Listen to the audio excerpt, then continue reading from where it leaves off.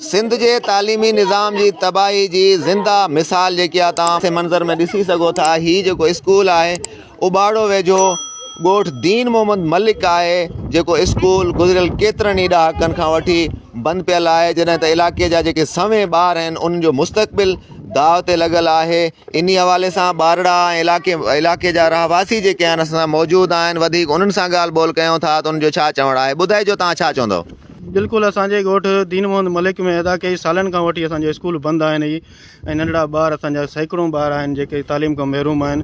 बराए महिरबानी असां सिंध हुकूमत खे ऐं आला अख़्तियारनि खे जंहिंखे इहा असां अपील कयूं था त असांजे स्कूल खे खोलियो वञे जीअं असांजे ॿारनि जो मुस्तक़बिल सुधरी सघे। चूंडियल नुमाइंदा वोट त वठण ईंदा आहिनि, छा तव्हां स्कूल जे हवाले सां का दरख़्वास्त वग़ैरह न ॾिनी आहे? छा दरख़्वास्त असां ॾिनी आहे सर, कई चकर असां चयो आहे उन्हनि खे, उहे चवंदा आहिनि तव्हां अचो अॻिते। असां विया बि आहियूं, असां कंहिं असां अहिड़ी न कई आहे जेकॾहिं असांजी हेल्प कंहिं बि न कई आहे। वरी बि असां रिक्वेस्ट कयूं था बराए महिरबानी असांजे ॿारनि जो जीअं मुस्तक़बिल। मजमूई तौर ते केतिरा ॿार आहिनि तव्हांजे? तक़रीबन 300 खनि थी वेंदा, तक़रीबन 300।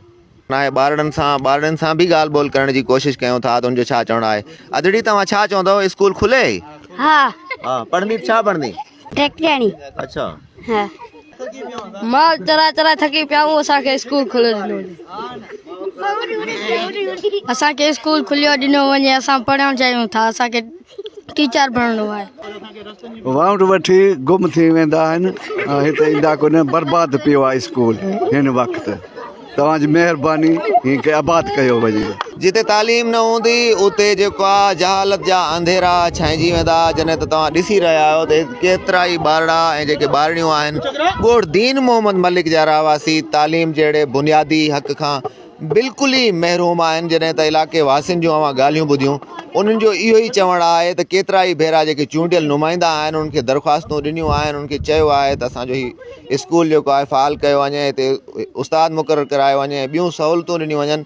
जॾहिं त जेके चूंडियल नुमाइंदा आहिनि उहे वोट वठी करे ग़ाइब थी वेंदा आहिनि ऐं वापसि ई न वरंदा आहिनि। हिननि हुकूमत वक़्त खां ऐं DC घोटकी खां ऐं जेका तालका एजुकेशन ऑफिसर, ज़िले एजुकेशन ऑफिसर खां ऐं तालीम जे वज़ीर खां इहो मुतालबो कयो आहे त ॻोठ दीन मोहम्मद मलिक जे स्कूल में सहूलियतूं फ़राहम कयूं वञनि, हिते उस्ताद मुक़ररु कया वञनि त जीअं ही जेके खोड़ सारा ॿारड़ा आहिनि उहे बहितर अंदाज़ में तालीम हासिलु करे सघनि ऐं पंहिंजो जेको मुस्तक़बिल आहे उहो संवारे सघनि।